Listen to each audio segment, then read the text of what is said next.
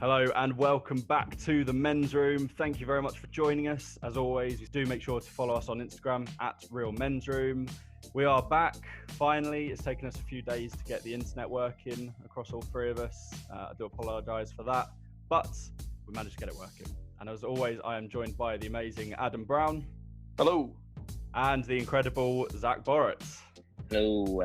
How you doing, Zach? Good to have you back. Yeah, I'm very good, mate. Enjoying lockdown. Well, yeah, as much as you possibly can, anyway. Good stuff. And Adam, you doing all right? Yeah, I'm good, man. I've spent the last week just playing Minecraft, so that's been fun. Oh, solid. Yeah, you have your waves of Minecraft. I remember on the podcast we've mentioned this before. It's still a good game, and like it holds up. It's timeless. Yeah, it's one of those games where you can properly just zone out and just play Minecraft. Yeah, and have fun with it. The music's quite mind-numbing as well. Quite calming. It's amazing. Very odd game for that. Beautiful. Maybe we'll convert the YouTube into like a Minecraft Let's Play the men's room. I'll build a studio in Minecraft. Hopefully, it won't get deleted like the last. Yeah, that's brilliant. Do that, and we'll that'll be the visuals for it. Of course, you will for the first time be listening to this on YouTube. Thank you for joining us. Make sure to subscribe on there and hit the bell to keep notified. We do upload every week if our internet allows us. #FuckSky. This week we have been watching Quiz and Major Fraud. Absolutely brilliant. So last week we covered Tiger King. First of all, Zach, quick under a minute. What are your thoughts on Tiger King? I've watched 4 episodes of it, and yeah, it's pretty weird. But and it is funny. And what's the guy's name again? Joe Exotic. Joe Exotic. Yeah, he's a fucking character, isn't he? He's pretty mad. He's got bloody 2 husbands. Yep. My friend, you're 4 episodes in. That is the least weird thing about him. You're gonna love it. We'll get back to you about it next week. We'll get your proper readings. But so yeah, that currently holds the top place on the men's room TV rankings. Of course, it is the only one at the moment. And we were all sort of bashing our heads together last week, thinking, all right, what are we going to talk about next? And then Zach pops up out of nowhere. I think about 4 a.m. because his sleeping pattern's just ruined. Honestly, and he says, "Oh, what about the quiz thing that's going on this week?" And we knew about this before. We saw the documentary, and quiz started this week on ITV. So if no one's seen it, I do recommend you go and watch it now. But essentially, what happened was it's the 3-part drama on ITV that happened this week, Monday, Tuesday, and Wednesday. Monday's opener actually recorded 5.3 million viewers, so wow. It's done quite well. Yeah, pretty impressive considering, but it makes sense though because literally everyone's indoors. Exactly. So yeah. Miss it. Exactly. Yeah. So it covers the major fraud that happened on Who Wants to Be a Millionaire in 2003. So what happened basically? It was earlier. That was 2001. Oh yeah. So 2003 was the court case. Yeah. So 2001. What happened was that on the 10th of September 2001, Charles Ingram became the 3rd person to win £1 million on the game show Who Wants to Be a Millionaire. That was the most memorable thing that happened that week as well. Yeah. Yeah, what a week in history. And as he was playing, it was called into question, his performance, by the production team. His method of answering questions was very bizarre, and he was actually found guilty of deceit and fraud. I don't know if anyone wants to take over from me now, explaining what's going on with Tequin and Diane. Well, yeah, I'll jump in. So they must have met someone called Tequin Whittock before. Was it just before the show, the night before?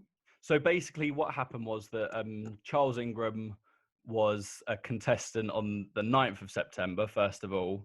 And so Who Wants to Be a Millionaire is a UK quiz show. And you have one person in the middle answering 15 questions to try and get to 1 million. But around him, how you get into that hot seat is that there's 10 people around you. You get asked a question, and if you get it right and you're the fastest finger, you get to sit in the hot seat and get to try and win 1 million. And Charles Ingram got to that point. But there's a lot of speculation about his family and this whole syndicate that went on. And it all really starts with the brother-in-law, Diana Ingram's brother-in-law, because he had been on the show and he won £32,000. But he had created, according to Quiz, he had created this device that replicated the fastest finger first thing. And he had been practicing at home, which, in my opinion, isn't particularly cheating, but it's definitely exploiting the... Yeah, it's a little bit murky, I think. Right. Yeah, proper bending the rules. Yeah, exactly. It is working around, which is a lot of what happened around this time. I think Who Wants to Be a Millionaire was 2 or 3 years old at this point. It's 97, I think it started. So it's still a show, but it was basically in its infancy. It was, and it was really groundbreaking at the time. The TV show really makes a point of... To be honest, it was quite interesting. I didn't think that the TV show would concentrate on ITV and the Ingrams as much as it did. It really does. In the first episode, and I'd say the first 45 minutes to an hour, really talks about the state of ITV, that what the landscape of television, and these guys from Celador come into ITV. Yeah, saying it focuses more on Celador. In the first 25-30 minutes, isn't it? Right, and it's basically them coming to ITV and saying, we've got this idea for a TV game show where we give away £1 million. And ITV initially are like, no fucking way. There's no way. And crazy amount of money. Yeah, exactly.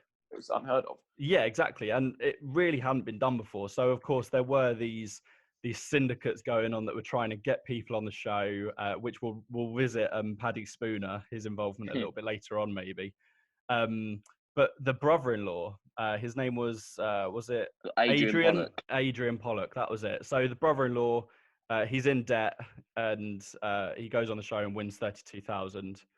And then Diana Ingram, she does the same thing, doesn't she? She does the same thing. Yeah, the exact same amount. She goes on and earns the same amount. And in my opinion, so there's a lot of inconsistencies with how ITV present it and the initial documentary called Major Fraud on ITV in 2003, because the ITV documentary, which I think does show the Ingrams in a slightly better light than any other media we've seen them in, and it shows that they've sort of got compassion for the brother who is in debt, and it shows that they sort of went on Who Wants to Be a Millionaire to try and get him out of debt and try and help him out. Whereas the ITV documentary from 2003, which I really recommend watching, makes it seem like they were desperate to get fame, desperate to get on there, desperate. Diane Ingram made 300 calls to Who Wants to Be a Millionaire to try and get on it. All things like that. I don't know what your guys' perspective is. Yeah, I was going to say, it's with Quiz, the show, compared to the Bashir documentary. I think it's quite interesting how different the representation is. Yeah.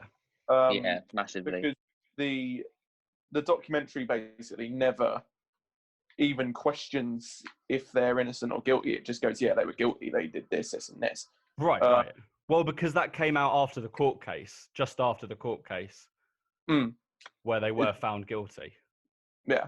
It's like it immediately jumps on the same information. Whereas I think you could argue that, well, that isn't even a question. Quiz is more towards the idea that maybe they weren't guilty. Right. Yeah, I was a bit shocked at the defense in the last episode. I was a bit like, right, so what are they trying to say here? Like, because there was there's a massively different like turn in the third one. Because you're sat there thinking like, there actually weirdly is a chance that these guys are innocent. Who played the defense attorney? She was brilliant, wasn't she? Oh, she was an incredible actress. Yeah, and she really like put the point across really well, didn't she? Definitely. Well, the thing is, the defense was basically built on the prosecution's argument and then just going, or did he? Or is it?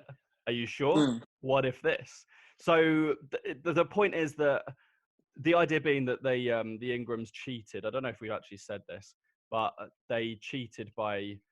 So you're presented a question by the host and you have 4 options, and Charles Ingram, who was in the hot seat, would read out each question, which is in a very bizarre way. He would go, oh, it could be this.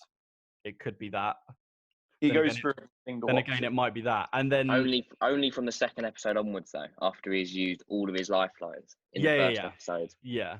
and being completely different in the first episode, how we would read the questions out.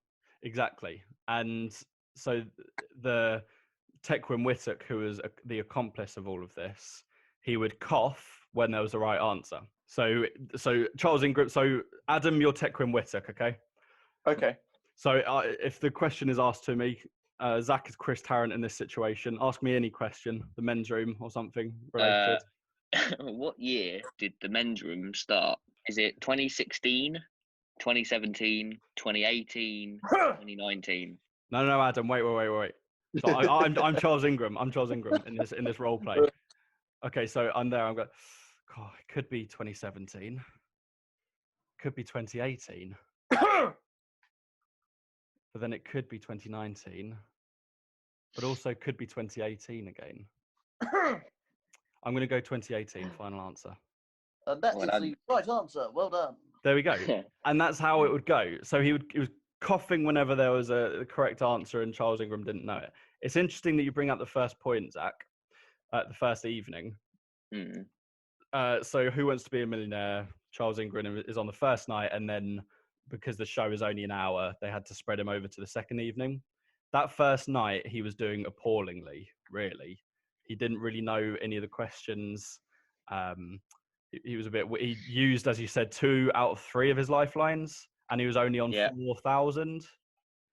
Yeah. And there's a big theory around this, and I think it's a really interesting one that they didn't really go into much on the TV series, is that so Diana Ingram's younger brother, Marcus Powell, was there, wasn't he?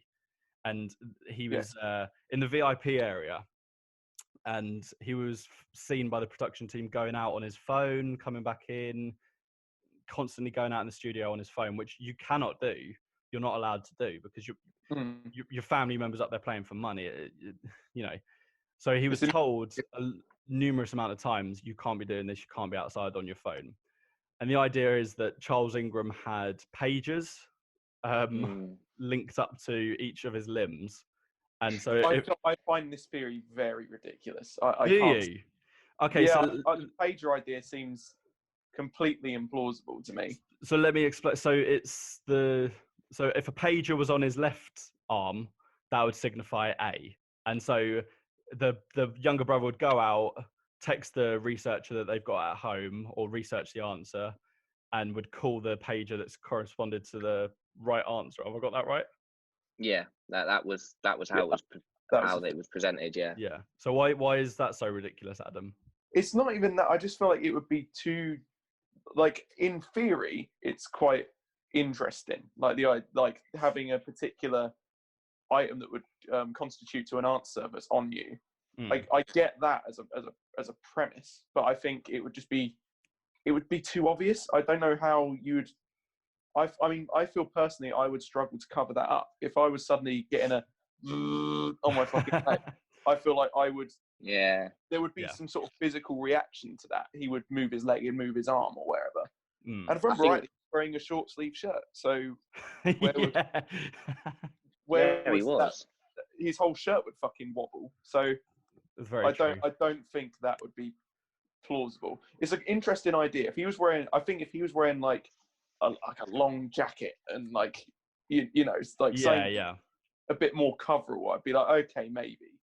But I just felt there'd be too much of a giveaway, and Chris Tarrant would be like, all right, why are you wobbling? What's going on there? Like, he would pick up on. Well, also the microphones picked up Tequin's coughs. You would think that they'd also pick up vibrating pages on the contestant. Yeah. I also imagine, I'm not certain, but I feel like if a pager was going off, there's a chance that would possibly interfere with the microphone. Back in 2001, very, very likely. There would be some sort of interference. Yeah, definitely. So if his audio started being like a little bit, like we've had it on the men's room sometimes, where the audio's been a little bit crackly, and we think it's because of phone signal. Yeah, you're right. Yeah. And this is technology that admittedly we've got in the public domain now, but technology from like 19, 20 years ago, who's to say that wouldn't get some sort of interference? Definitely, yeah. I don't think that one's as a theory. I think that one's a little bit far-fetched. But it's interesting. So what do we think about because there's a lot of, it's all a bit up in the air about the relationship from Tequin Whittock to Diana Ingram and Charles Ingram. So Charles Ingram's called up to the hot seat, and naturally someone has to take his place, and that person was Tequin Whittock. And the Ingrams had never had they didn't really know him personally, but they did know, I think it's in a documentary, they say that they did know that he was a regular. And the TV series makes a point of that he has been on previous game shows and quizzes and things like that.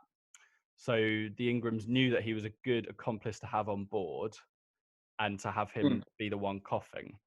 Now, I'm going to ask you guys this question. Do you think that Tequin Whittock, a lowly Welshman from, I'm not sure where he's based, but loves quizzes, obsessed with quizzes, do you think that he gets into a potential fraudulent activity to get a share of $1 million?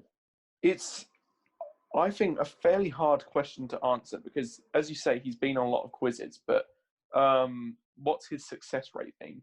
Well, he went on Who Wants to Be a Millionaire the evening after and only won £1,000. And so, in the TV drama, I think it says that he won like a jet ski and a couple of thousand or something. Not a big roll, not a high roller by any means in the quiz games, but he has a passion for them. Do you think that he would risk all of that to get $1 million, but not be the winner of the quiz show? See what I mean? What I'm trying to say is that I think like in terms of personal glory, exactly, it almost doesn't. There were surprisingly so many points made where you're like, that weirdly makes sense for the defence. Like, what was it when they said Tequin didn't cough on the answers for the ones that the Major knew, and how would he know that the Major knew them? Code words. That's a really good point. And it's a good one to make because, so the defence does argue that why would Tequin not cough on all of them just in case? But if we accept that they are guilty and they have this code of a cough, you can't then not accept that they'll have a whole list of codes. So if Chris Tarrant asks a question and Charles Ingram answers and goes, yes, I know this one, or yes, I think it's, do you know what I mean? Whereas in the other ones, he could have gone, I don't know. And that's a hint. I feel like he would, if he just knew which, because I mean, there were answers where if he was looking to get them right anyway, then he wouldn't need to do a signal. He wouldn't need to cough if he's going to get the answer right. Exactly. I think it's unfair to assume that if there is a code, you can't accept that there's a code, but then accept that it stops at just a cough. I think it was a lot more, if we're going with the idea that there's a code, then it's a lot more sophisticated. Yeah, but then also, the code seemed to have got out the window when someone coughed and just said no. Do you think that's Tequin? That was an odd one. That was very odd. It was very bizarre. I really recommend anyone to go back and listen to that because he does. It's quite clear. He just goes, no. Yeah, basically. It's as unsubtle as it can be. Where because I think with the staging, so to speak, of where everyone stood, he could see Whittock, couldn't he? Ingram would from the hot. Yeah, I'd see him. No, he was behind his right shoulder. Oh, okay, I see. The wife could see him. The wife could, yeah. And that's the thing. So Diana Ingram claims to this day that she has never met Tequin Whittock, never knew him before that day and all that. But you can see from the footage, she constantly looks over at Tequin Whittock.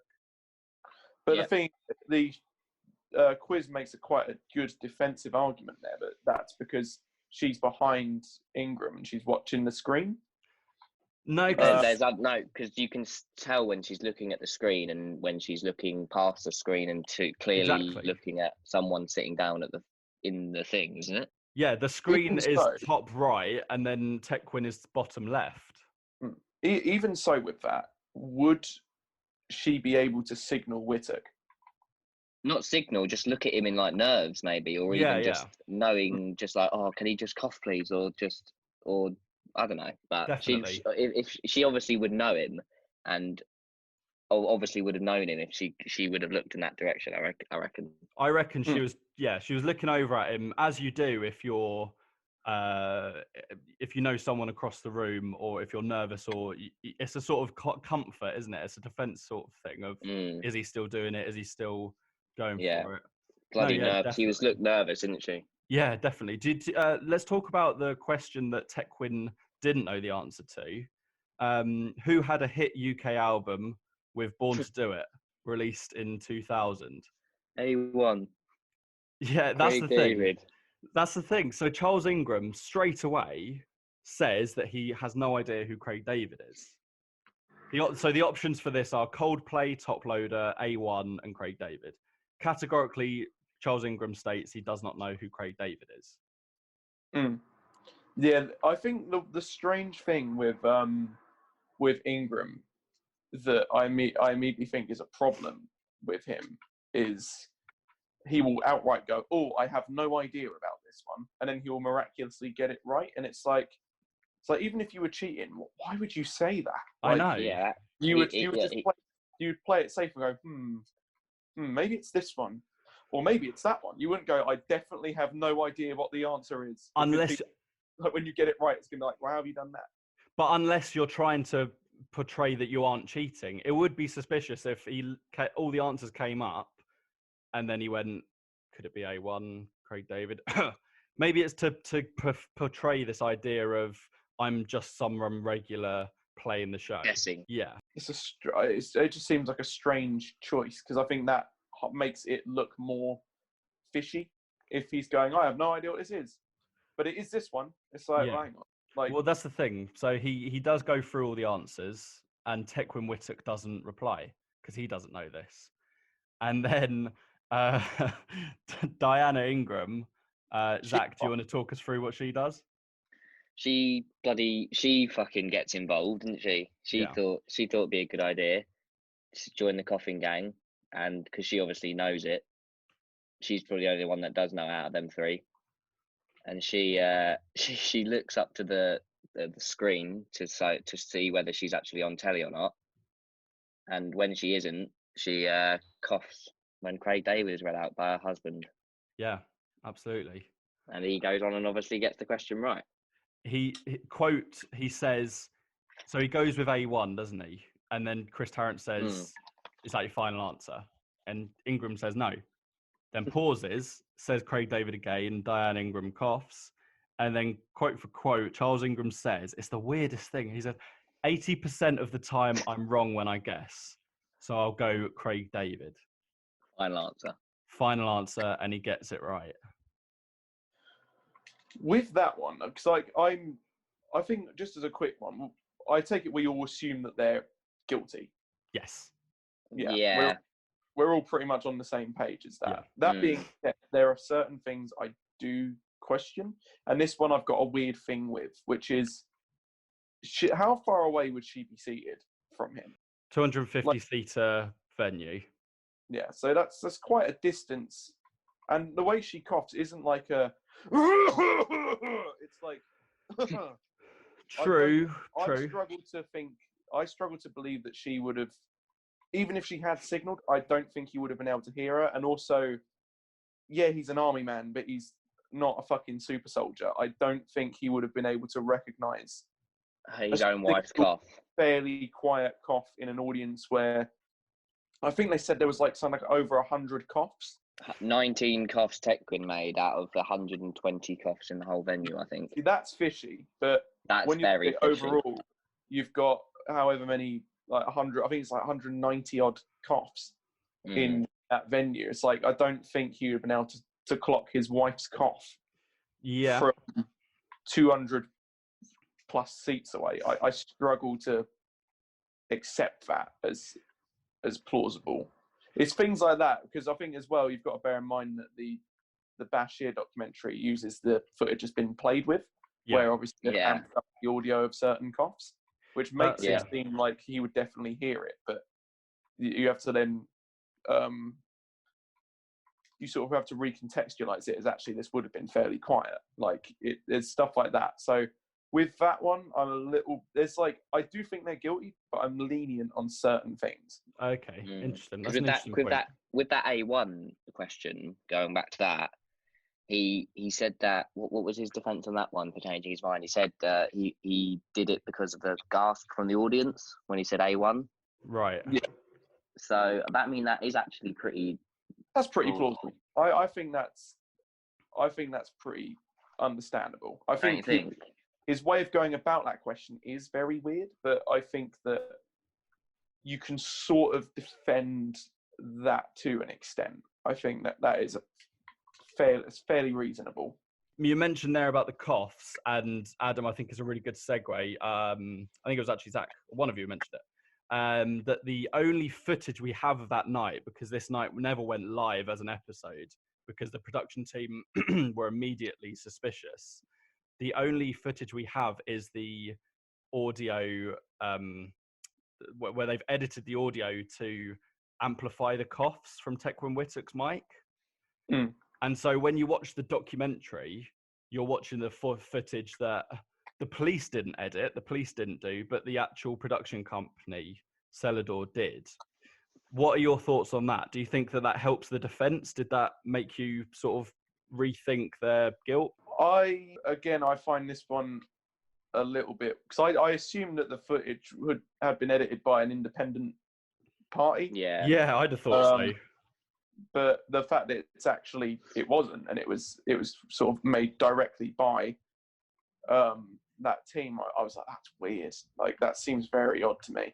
I get why they would, but it's like, if you're gonna, like, if it were anything else in the footage had been like doctored or whatever, I mean, you know as well as I do as a film student, Greg, and also to you, Zach, like with editing, it can be so easy to manipulate people with it. Yeah, really can. To make people think, oh, it's actually, whatever whatever it can be. And I find it hard to trust some of it because of that. Like, I find it a little bit difficult to sort of believe elements of it. It's weird. It's very sort of hard to sort of make my mind up on how I feel about it in some regard. I would, I completely agree with you. I would definitely add that you could take the perspective that Celador are trying to nail these guys for cheating on their show, but also that Who Wants to Be a Millionaire was doing brilliantly without this. They make a point of it in the drama. With every week they're coming back and they're saying, "Oh, we've hit 20 million views, 20 million views, not YouTube, audience of this that." So it wasn't as if they needed a scandal or a controversy to pump their name up.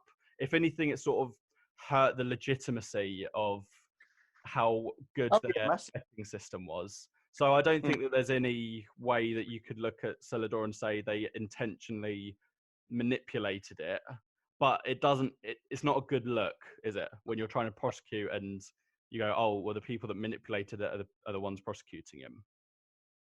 Yeah, that has a massive sense of like bias, doesn't it? Right, of course. Yeah. Massive sense of it. And that just screams fishiness when the whole evidence, every single bit of the evidence is coming from the prosecutors. The one bit that did get me is that the defense lawyer said that, so as I said earlier, that the production team through the first night were thinking, this guy's a clown. He's used 2 of his lifelines. He's on $4,000. Having done 100+ shows, we know that this guy's not going to get much further. And then the second night he comes on, they all sort of smell a rat.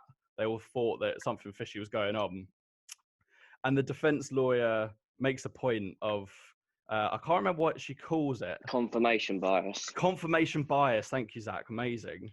And essentially, she talks a lot about the psychology of it all, but the confirmation bias dictates that if one person says, I smell a rat here, and the second person says it, then the third person is, the fourth person is, the fifth person's going to be suspicious, and so on. It spreads, yeah, of course. And if you think that all of them are mic'd up, the cameraman, the production, the sound guy, all of it, they're all talking to each other, they're all suspicious. And the only guy that wasn't initially suspicious is Paul Smith, who was on the other side of the studio and had no idea what was going on. And Chris Tarrant. And Chris Tarrant, who isn't plugged into anything. He was the only one not on the mics. Absolutely. If anyone who should have picked up on strange behaviour, which he sort of does, it would be Tarrant. No, he calls him out a little bit on, like, him being a little bit. Yeah, yeah. I did contest that though, because the TV drama has Tarrant on the stand doing his little testimony, and they say They to take him, the piss out of him. They do. I love how they he comes across in the series. Anyway, Do you? Okay. Yeah. I'll pick that up with you. Yeah.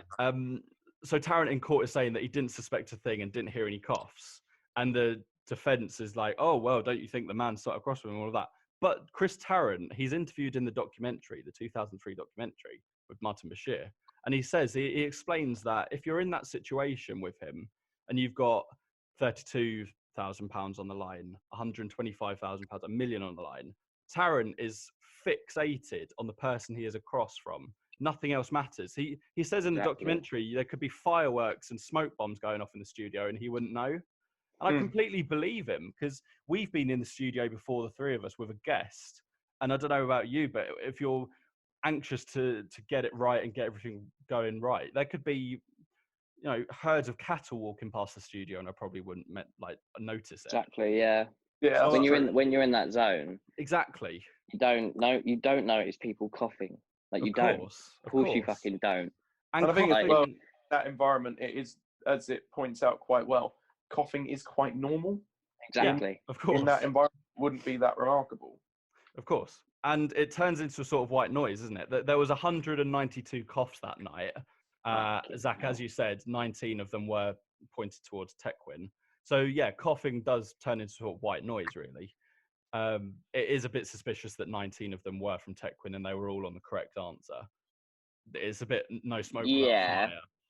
It didn't also come out though. He had a lung, something to do with his lungs to make him have like a coughing disease.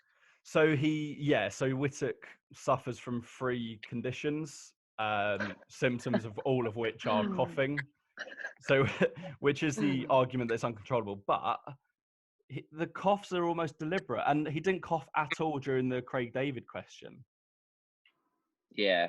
All of the coughs are quite deliberate clearing of the throat or pointing out. You know what an uncontrollable cough is like. You stifle it. Yeah. You're embarrassed by it.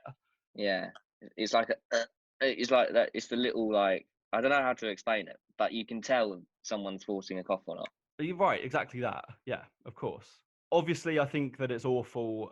What this drama does highlight about the Ingrams, it does make them bit more human. Yeah, you can't help sympathize because of the media hounding that they got. Yeah, it's awful how the media hound them, and we've spoken about it on the podcast before that it's probably the bane of society.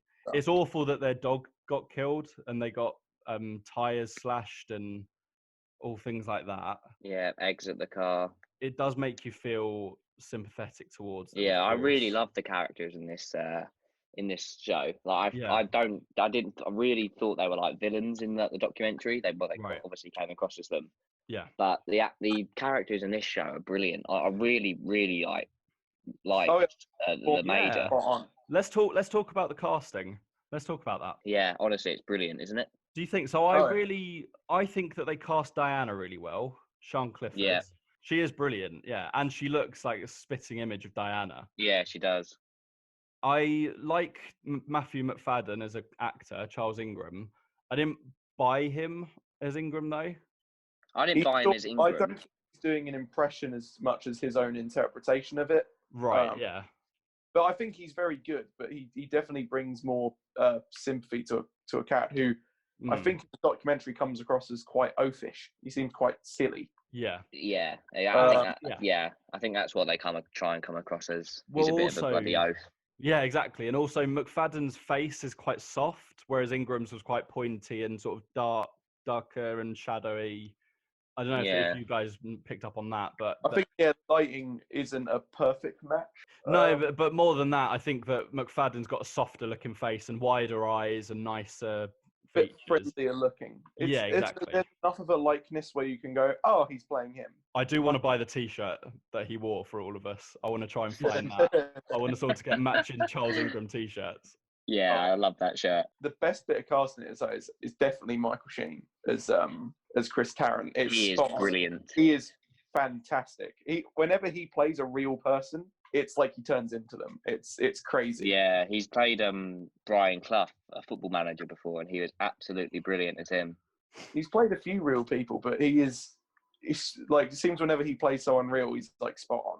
He's so good because it's like he's doing an impression, obviously, of him, but it's so a brilliant one. Don't even question it. Yeah, I'm gonna go out on a limb here and actually disagree with both of you heavily. Oh my God. I actually thought it was a horrible impression and a really bad representation of Chris Tarrant. Wow. Genuinely, I think that Chris Tarrant comes across awfully in this. He comes across as an arsehole. He does, which is amazing. I watched an interview with Chris Tarrant about Quiz, and he said that, basically, paraphrasing it, but I think he thinks it was like soft as shit on the Ingrams. And I don't think that he's happy with his reputation at all. Yeah, he can. I don't know why they make it seem like he is a bit of an arsehole. He's a villain, yeah. Yeah, there's some things he says, and you're like, a villain says that in films. Right, and he comes up... Right. When he goes, she's in the studio again, and he goes, well, nice to see you again for the 8th time, and there's just the way he says it. Yeah, and he doesn't say that on the actual show. No, exactly. That's exactly what I thought as well. And the drama does make a point of saying it's based on true events, but it's dramatized. But they've made Tarrant look like an absolute dick. I think that's what he was, though, back in the day. I think he even says it himself that he was a bit of an arsehole. Okay. Because he was on like radio, and like I don't know what he did before Millionaire. I think it was radio. Yeah. But I think he does say back in the day he wasn't the nicest person. But if we put it in isolation of that show, the fact that they added in a little quip, a little shitty comment that he didn't actually say, it is trying to make the point of you're not meant to like Tarrant. Yeah, and at the court case, you could tell he didn't want to be there. Yeah. Go on, Adam. Sorry, go on, Adam. I feel like I read that, when he goes like, oh, there you are in the studio again. I read that as him being a little bit more on the ball than maybe he actually was, to add a little bit of drama. But he goes, oh, you guys are here again. This is okay. It's weird. I read it more as that than, oh, I don't like you. I like that. Okay. I read that more as actually giving him a little bit more awareness. Okay, I like that. Picking up on something a bit weird. I like that reading. That's interesting. I think that the actual impression of Chris Tarrant, that Michael Sheen is a brilliant actor, I don't dispute that, but the actual impression was far too nasally. Yeah, I can see that. That's just my opinion. I think it's just because it's a drama, and you're kind of supposed to, like, yeah. If it's someone like Chris Tarrant and he has a voice like that, you got to go kind of. Oh, okay, I see what you mean. Yeah, caricature. A little bit cartoonish. Yeah, but of course. I think that almost works a bit better because he is so recognizable. Whereas the other two, whereas with Ingram and everyone, they're only really known from one major TV appearance, which, as you say, I'm not even convinced it wasn't televised, was it? Because it was a bit fishy. No, yeah. So they're not as in the public domain. But I dread to think how many episodes of Millionaire that Tarrant did. As an actor, you get sort of lumbered with, oh, you've got to play this iconic person, and it's not about them, but you're playing this significant real person. Yeah. You're going to go for a bit of a caricature. You're going to just get down certain mannerisms and certain bits of their physicality, and you're just going to run with that. Okay. So I think I get why he did, oh, hello, I'm Chris Tarrant. Welcome to Who Wants to Be a Millionaire. I get why he went down that route of being quite heavy with it, if you get what I mean, rather than being a bit nuanced. He goes quite overboard. But I think that works for it. Okay, interesting. He was, you mentioned how long he did it for. He was the host of Millionaire from 1998 to 2014. You're kidding. Yeah, that's a long run. Yeah, it's a good. Wow, and he was kind of a bit like dubious before, wasn't he? Obviously in the show, he was like, he wasn't sure about doing it, was he? No, yeah, you're right. Yeah. Wow. Oh, yeah, that's another thing. It says Paul Smith, when he's talking to his assistant or something, they're talking about Chris Tarrant's appearance in court, and Paul Smith says something like, oh, Tarrant will sell what he bloody wants. Yeah, and little things like that were a little bit attacking towards him, that if I was Chris Tarrant, if I've contributed 16 years of my career to this show and a TV drama comes out about it, he's slated a little bit. Yeah, he is. Yeah. Yeah, he does Sorry, come away like with a little bit of negativity. I find it interesting because obviously it is an ITV production. Yeah. Which is very apparent because ITV do sort of like Aisling B's characters there is basically just to go, oh, aren't we bloody clever? Isn't this show great? Like basically, yeah. It's a little bit self-elation going on at a few points. For sure. So a lot of the execs behind the scenes get a lot of like, it's genius. We're such bloody brilliant people. Look how great we are. Definitely. Aaron doesn't get that quite so much, which I thought was as you brought it up, that is a little bit odd. But Tarrant is portrayed as being a bit more of like a personality, should we say? Definitely.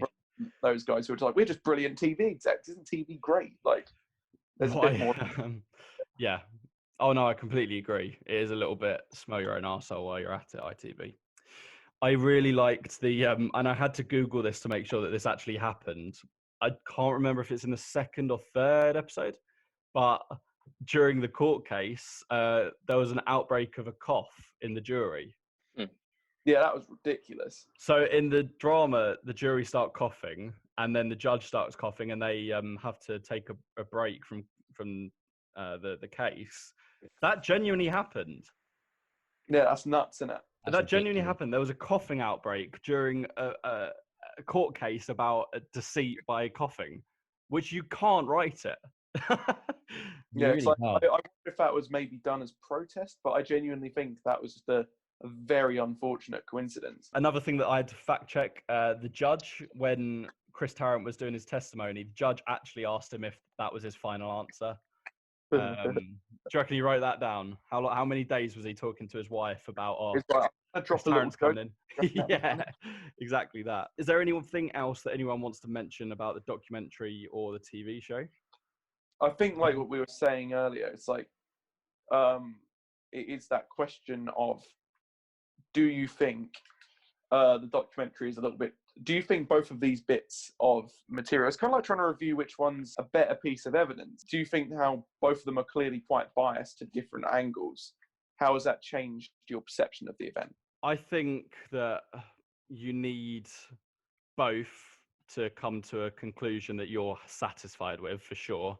I think that it's important to step out of it all and think, well, actually, we don't know anything about Charles and Diana Ingram at all beyond what's happened here. So it is difficult to get an accurate judge of character. If you look at a Netflix documentary like The Staircase, for example, you've got this guy accused of murder, and then it digs up 20 years of history on him to get a bit of a motive. We've got nothing of that. We have essentially just got, this happened, now what? And I definitely think that, the drama was a little bit soft on them. And I think that it definitely tried to elicit, especially that third episode, it tried to elicit a lot more information, a lot of emotion for them. But then the first two episodes were very much matter of fact. This is what's going on, with the evidence that they had. But also, I do have a lot of trust in Martin Bashir as a documentary maker. And that documentary came out more or less straight after the court case. It came out with the footage. Fun fact, that documentary is had the highest viewing figures since Princess Diana documentary after she died. Outrageous, isn't it? So I think you definitely need both to come to an accurate conclusion. But I think that the TV drama is ever so slightly softer, and the documentary is a little bit more hard hitting. These are the facts, but also emotive, in that Bashir keeps saying, this is where they're about to commit the biggest crime on television, and things like that is a little bit, all right, Martin, calm down. Yeah. But Zach, what do you think? What about the document, about the thing Adam just asked? Yeah. Oh, yeah. Yeah, just basically very similar to what you said, mate. Just very soft on them in this TV show. I loved it, start to finish, genuinely. Also, the documentary, absolutely brilliant. We watched the documentary probably the first time, Greg. Yeah. What was it? 8 years ago? Must be. That I actually meant to start with this. Yeah. This is an idea. Hopefully, I wanted to segue onto this, so go on. No, you go. Well, we actually thought of this idea about Quiz, genuinely. I think it was more of a film idea, wasn't it? Yeah. We had. But yeah, literally, we saw this documentary. We obviously saw the potential in our young media mind, Exactly. and we were genuinely talking about making a film about Major Fraud and Mr. Ingram. Yeah. But we didn't end up getting around to it, unfortunately. Missed out on millions there, I think, Zach. Like 1 million. 1 million exactly. £1 million. I think they say that a lot. Weirdly, they make Chris Tarrant say that in the quiz show quite a lot for like a weird Easter egg. £1 million. Do you think there's anything in the Adam? I'll come back to you for your response on that as well. But also, I want to add an additional point. Do you think there's anything in the fact that the documentary was named Major Fraud and the TV show, the drama, was called Quiz? Do you see anything in the documentary is making a point, whereas the TV drama is trying to be a bit more vague? Is it trying to not elicit information? Is it trying to, I don't know what you think. I just wondered if that's a good... With that, so I think that is an interesting point. I think you've got to look at the context of that documentary came out, what, like 2003? Yeah. Did you say? So it's only a couple of years after, and it's quite fresh after the case, where it was very fresh in people's minds. I imagine some people were up in arms about what had happened to some extent. And it was obviously the guilty verdict had come out. So it was like, right, let's throw onto that fire. Whereas I think with Quiz, it's a more of a retrospective look where it's like, okay, it's been nearly 2 decades since that incident. So it's like, well, we can take a little bit more of an overall look. We can sort of maybe sympathise with these people. We can back at it with a retrospective eye, and also absolutely blow ourselves over how bloody great ITV is. I think that's got to be kept into account here. Like, I think that's the difference. Like, if they had just called it Major Fraud, it would have set it up like a true crime show. I don't really think that's what it is, because as bad as, you know, if the Ingrams are guilty, what they did, as bad as that might be, it's not like they've literally robbed from a bank. They manipulated a TV show, and even with that, it's like murky how much of it was cheating. If it was cheating, there's so many questions that sort of attach themselves to it. And I think with Quiz, they're sort of playing with that idea of like, well, it's hard to say. They're like going, well, it might have happened, it might not have. Whereas it's not saying, like, it almost made me think of the way I would rather have done this show would have been from an outsider perspective. Because I think if you're either aligned with one person or the other, you know, if you're aligned with ITV or if you're aligned with the Ingrams, you're going to get a bias. Yeah. And I think it would have been better to do it almost like, what was that film? The Shockingly Vile, the one about... Yeah. They don't like that, where it's like, even though we kind of know that we know the guy did it, if we pose it from the perspective of someone who is genuinely unsure and then leave it a bit ambiguous as to like, did they do it? Did they not? I kind of feel like that would have been a better way of doing it, because, you know, as much as the show Quiz seems to proclaim their innocence a little bit, the court verdict completely goes against that. Like, and it's hard to say. But I think it's because in the 20 years or so since it happened, I think people have softened towards the things that happened. Yeah. And it's sort of looked at as a quirky little thing that happened rather than as a world-ending case, if you get what I mean. Definitely, yeah.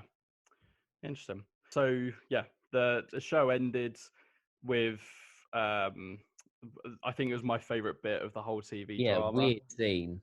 It was weird, because there was a weird sort of dance musical bit with the Ingrams. Yeah, that was a bit odd. But the thing that followed after that is my favourite bit, and it is Chris Tarrant. So Charles Ingram he's had the court verdict, which we'll go through in a second. He sat at home and he turns the telly on, and it's Chris Tarrant sat staring at the TV, at Charles Ingram, at the camera, and he's saying, "Oh, go on then. So tell us. We're all itching to know." And then it pauses for a minute and then it cuts.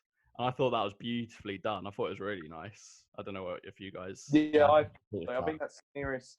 I think the documentary needed more... No, not the documentary. The show needed a bit more of that ambiguity. Yeah. Because it only really throws it up in that one moment. But it's like, I feel like this documentary was done with more moments like that where it's like, or did they? It's never really, because we're so aligned with them, it's just treated as, well, they didn't cheat. And I feel like it could have done with more of that mystery being proclaimed, if you get what I mean. Yeah, of course. I would have boosted it to some extent. Although, contrary to that, could you take it as the ITV drama is so, what we're thinking is it's sort of pleading their innocence. Could you think of that last little bit of the viewer sitting at home thinking, oh, actually, yeah, we don't know. We won't ever know unless they say anything. So maybe it's good to have that ITV pointing the finger one way or the other way or something like that. And then the final scene to be, really, we don't have a fucking clue. Only Mr. Ingram knows. Exactly. Only Mr. Ingram knows. Absolutely. Because he's portrayed as a fucking idiot, basically, in the whole series. Yeah. In the final episode or in real life as well, I don't know what the badge is called. He's a Menson. It's to signify you're a genius. So he does an IQ test, and I think it's the top 2%. You get that badge, and you're a Menson. You're a part of Mensa. So I don't doubt that he's a highly intelligent man, but there's a difference between social intelligence and street knowledge and stuff, very street true. smarts, and then being a very, very like academic person. Yeah, absolutely. And he had a really high up role in the military. I don't know if he was strategy. I don't know what his particular. He was a major, but I don't know what his particular role was. Yeah. Was he involved with the UN as well as like a peacekeeper? That was it. You're absolutely right. So a highly intelligent man, but just not very good at the social aspect, I suppose. One of the things I took from the documentary is that a lot of the questions he gets, you can work out just with a bit of common sense. Like, some of the questions really aren't that difficult. And like the one that he gets wrong, the River Foyle, that one in the first episode that he was on, I found that really unusual for an army major not to know about that, because that was in Northern Ireland. So, and with his military career, I imagine he would have been aware of things in Northern Ireland for obvious reasons. Right. And even if you don't know that, it's called foil. Yeah. Foyle. That's very Irish. Like, definitely. I don't get how he wouldn't know that. There's some basic common sense ones that he didn't know. But my main takeaway from it was, I was like, if I'd been on this quiz, I probably would have done all right. So I was like, some of these questions weren't actually that difficult. I might have got a fairly decent amount of money if I'd been on it. You'd have had Zach in the audience coughing for you. Coughing for me, yeah. Oh dear. All right, but that wraps up the TV drama. As it stands, they were found guilty by the jury, which is interesting because there was a lot of. To be quite honest, I do think that they did it. But if I was sat in that jury, I wouldn't have been surprised if they. Well, it's guilty as beyond reasonable doubt, and that defence presented a lot of things, as we've mentioned today, that do make you go, maybe. It looked like they were on top near the end. That the defence, by the way she was speaking and the momentum that she was obviously taking into these last 20 minutes, you were thinking, fucking hell. If I didn't know they were guilty, you'd think, right, they've got kind of, they're on top here. They've got a chance. They're kind of trumping everything that they're saying. Yeah, definitely. It's like Paul Smith, who I think's brilliant in it. Yeah, great actor. When he's on the stand and she's questioning him, and he's getting like visibly nervous, and he's kind of like tremoring, and he's going, "Well, I don't know." And then you kind of like, well, I don't know what question she asked, but you do think, oh, I don't know how I've done that. No, I think we mentioned it earlier about how he didn't cough on the other things. But I don't. At the same time, that guilty verdict came. I thought that was one of the worst bits in the show. Right. Because it was just so like, I don't know. It didn't work. Yeah, it didn't work with the build-up of the defence doing well. I completely see what you mean. Yeah, for sure.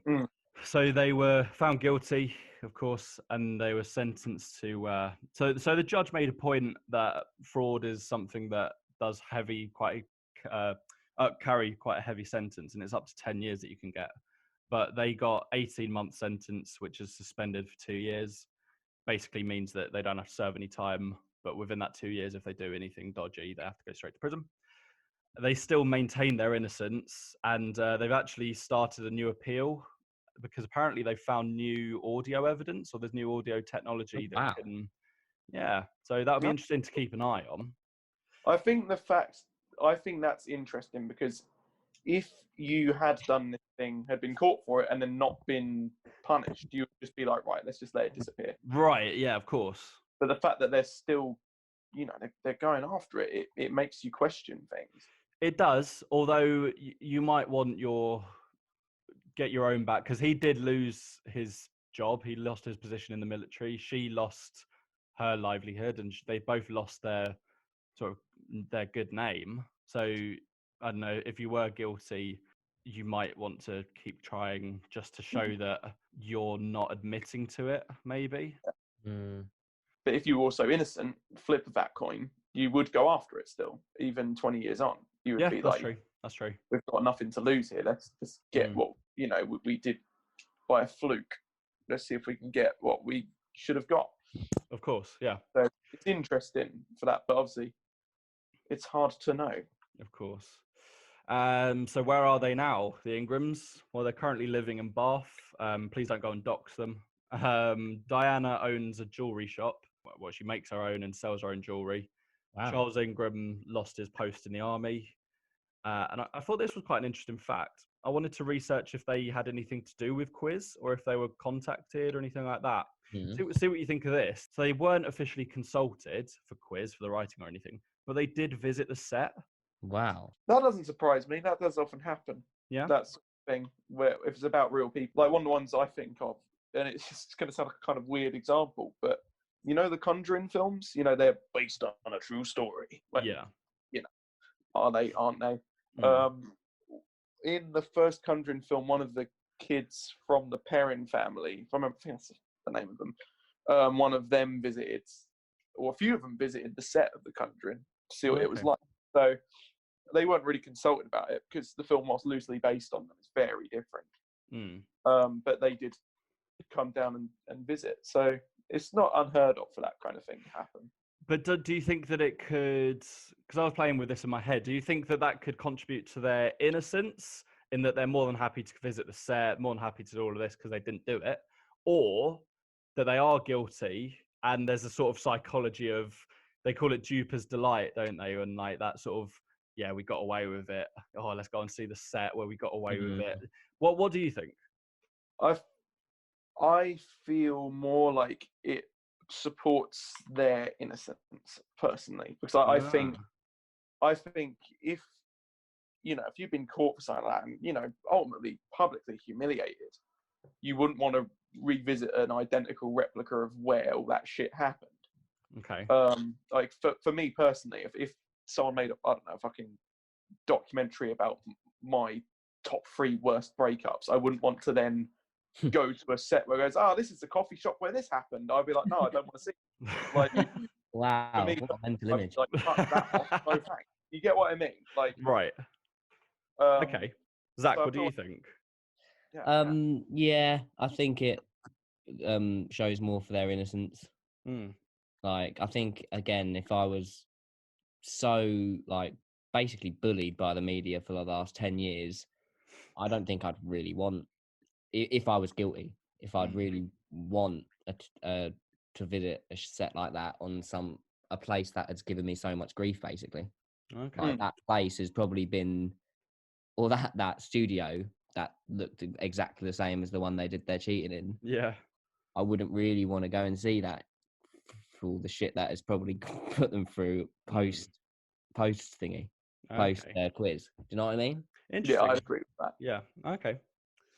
Interesting. We'll close it on. I found Charles Ingram on Twitter. He's quite vocal on Twitter, and so we've already argued about Quiz being balanced and in favour of Ingrams and all that.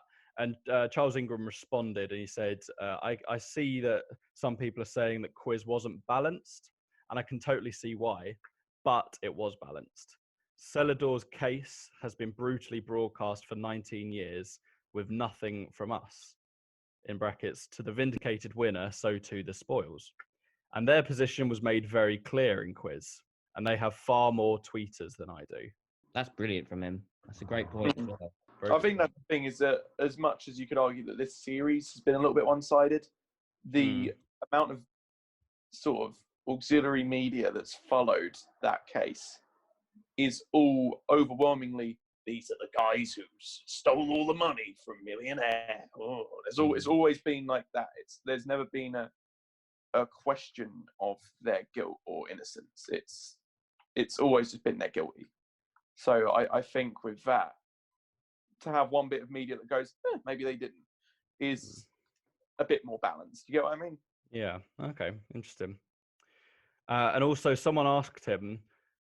He asked him 3 questions. So he's asked, do you still get harassed? Did you lose your job in the army? And do you regret going on the show?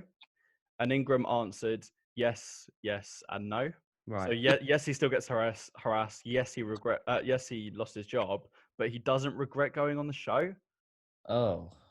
If you were innocent and your life's been destroyed, would you not be? I know I'm being very loaded with all the things of that, but I'm just throwing it out there as devil's advocate. Do you not think that I'd totally regret going on if I was innocent? Yeah, I'd definitely regret it. if the answer to the first 2 questions were yes, I think the third one should be yes as well. Yeah. I think maybe if he had said he regretted it, though, people would go, "Oh, it's because he's guilty." Like people would jump on that bandwagon. That's true again. Well, he does go into more detail. Actually, someone asked him, Charles, if you could do it again, would you change anything? And Ingram says no. It was a mix of myself playing the game within the rules because I distrusted them and wanting to be entertaining after cutting. Actually, everyone cycles through the answers. Only a fool would dive straight in without looking at the other 3. £32,000 guaranteed would have been ace. That's interesting. Yeah, that is interesting. I think that's quite a good takeaway because when I was watching the documentary, I was like, why would you play the game like this? I don't get it. But then I realised I've not played Who Wants to Be a Millionaire. And then I go, I don't know what it would be like under all those lights when you're across the fucking way from Chris Tarrant and he's going, are you absolutely sure that's the answer you're going with? I would probably lose my buttle a little bit and I would probably be a little bit irrational with certain things. That's true. It's like it's easy as a view as an armchair player to go, well, I wouldn't have done that. But it's like, how do you know?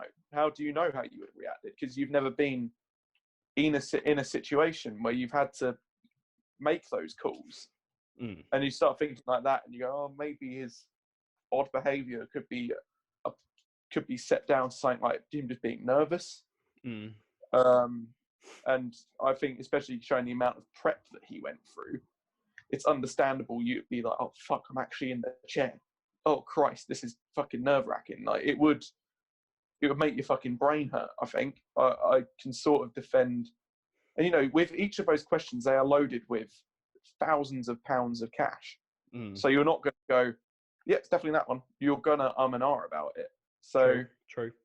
I can sort of defend his behaviour because there's been times where I've gone, right, like, I know I've mentioned this before on the podcast and you'll laugh at me. When I met Tom Hardy, I've often I'd thought about meeting him before and I'd be like, I'd be really cool. I'd do a Rod Cray impression of him. I'd always thought all this stuff. When I met him, I was a gibbering wreck. I was like, oh, hello. Oh, hi. Hello. I was a massive fucking loser when I met him. Right. I acted like such a wet blanket. But in my brain, I'd be like, oh, if I ever met Tom Hardy, I'd be well cool. You'd be like, oh, yeah, I'm going to give him a fucking role because it's how cool he is. I wasn't like that at all. I was a complete idiot and I held his day up. Like, so he was probably thinking before he went on to Millionaire, he was like, oh, I'm going to do this, going to do that. I'm going to be sort of fun, bit quirky. People are going to like me. And then when he gets up there, it's like, whoa, these lights are bright. Jesus. I think things are a lot different when like you're in the actual spotlight, especially when you thought about it for like, if you obviously you've thought about meeting Tom Hardy before. I'd always thought like it'd be cool to meet him, and then when I did meet him, I was a complete sausage. Like, that's probably what Charles Ingram was. Well, you think about doing this podcast. I mean, I don't know about you guys, but I think of all these things that I quite eloquently want to make my point and stuff, and then I come out and just be like, Yeah, exactly. like you plan certain things you want to say, and then when you get round to actually saying it, when there's like a mic in front of you or whatever, and you just turn into a fucking walrus, it's just like, what am I doing? Exactly. Like you suddenly lose the ability to speak properly. It's bizarre. Of course, yeah. So yeah, I can defend him on that as well. Cool. Okay, so Zach, final thoughts on Quiz. Very, very good drama. Like genuinely one of the best like TV dramas I've seen. I don't watch many, but they're great. Honestly, unbelievable. And the documentary, again, I've watched it like 3 or 4 times. Is genuinely unbelievable as well. All I've really got to say on it, I think they were guilty. I think the plan was to stop a lot earlier than $1 million, and he went a bit over the top, Greedy. very greedy, and he got like a bit excited, a bit overconfident. Exactly. And then obviously what happened in court happened, and yeah, genuinely, unreal series. Okay, Adam, final thoughts on Quiz, and are they innocent or guilty? I thought Quiz was very good. I thought the performances were pretty spot on overall. It's one of the things I felt was this weird, warm sense of nostalgia, because I sort of remember the world being a bit like that when I was a kid, and it does perfectly capture the way things were at that time, and I thought that was quite a good element. It could have done with less of the we're ITV, look how bloody brilliant we are, we're so good. It could have done with a bit less of that. And in terms of their innocence, I'm a little bit torn on it, actually, thinking about it. Wow, okay. I would actually say that I'm a little bit... I'm not as... I was properly... Right, when I watched the Bashir documentary, I was like, oh yeah, there's no doubt these guys are fucking guilty as anything. They've just been caught with a match out like at the bottom of the towers, like house apartment. Like these guys are guilty as fuck. But then watching the show, it makes me go, but there is a lot of it. But this footage has been doctored. You start thinking about all the elements. It's like, yeah, maybe they weren't. I'm a little, I would say I'm a bit uncertain. Wow. Okay. I would lean more towards them being guilty, but with the way that they are now, I find it harder to fully say yes or no. Okay. Yeah, I'm gonna go unsure. Interesting. See, thanks for asking. I think that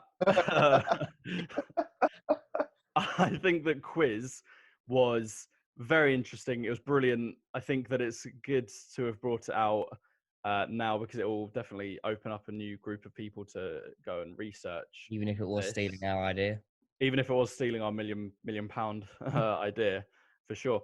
I think that it's written in such a way that it is trying to elicit a little bit of information to humanize the Ingrams, but that's not always a bad thing. I'm a little bit cynical towards it because I'm a cynical bastard, but maybe it is a good thing if they are innocent. Of course, there was the guilty verdict, but we only know what we know about them from that show, that footage. And of course, the coughs are manipulated to sound such a way. So I think that in the interest of being fair to them, I think that the show showing that side is important, because that isn't something that the documentary shows at all. The documentary, as we said, does take that opinion of they're totally guilty. Genuinely, I think that I'm gonna give a really annoying answer here. I think that personally they are guilty, but if I was sat on that jury, I don't think I'd be able to put a guilty verdict on it, because it is just too much what if. There is too much reasonable doubt, really. But I think that there's also a lot of circumstances, a lot of coincidences with the 19 coughs from Tequin Whittock, and all on the correct answer. And the cough where he says no as well. There's just too much like that makes me think that they are guilty. But if I was sat on that jury, I don't think I'd be able to put them away, to be honest. Yeah. Yeah, I think that's a pretty good argument, honestly. So we're going to have to rate this between us. Bear in mind that Tiger King sits on an 8 out of 10. I'm going to put my leg out and say that I'm going to give this a 7. Okay. Go on, Adam. You go next. I'm I think because they are very different shows. If we look at obviously the current context of why we're watching so much TV, I think Tiger King has got an edge on it because there's more episodes, there's more stuff to divulge into. I mean, I rate it out of 10 as a TV show, as a premise. Don't think next to Tiger King, because Tiger King stands on its own against anything. I'm going to go with like 7.5. Okay. That's what I'm going to go with. And Zach? I'm going to go with a 9. Wow. Yeah. I've been watching this like case for like almost 10 years. So it's good to kind of have a bit of closure on this series. Wow. And it, like, I think this was announced maybe 4 or 5 years ago. Like, I'm pretty sure we've had a chat about this before, Greg. And there was like an article saying this was in the making, or this like ages ago. It's a stage show. It's based on a stage show. That was it, wasn't it? Yeah. Oh, And yeah, just been obviously waiting for it for ages, and it did genuinely live up. So I'll give it a 9. Okay, I'll rate that. Okay, I think we'll meet in the middle happily and say it's an 8 out of 10. Yeah, I'm happy to agreed. go with that. Yeah. If everyone else is. Agreed. Yeah, that Excellent. suits me. Democracy at its finest. So yes, massive shout out to James Graham, who wrote the series. Brilliant job, well done. And he wrote the stage play, which apparently is brilliant as well. So yeah, that more or less wraps it up. That's our second TV show. Make sure to send us in any recommendations of what we should watch, and you lads as well, if you have any suggestions of what we should watch for next week's episode. Thank you very much for listening, everyone. Do make sure to go and watch Major Fraud, the documentary, and watch Quiz, and tell us what you think. Do you agree with us? Do you think the Ingrams are guilty? Do you think they're innocent? As I say, follow us on Instagram at Real Men's Room. From me, Greg, thank you for joining me this week, Adam and Zach. No problem. See you later. And we'll catch you later. Ta. Have fun, people. Bye.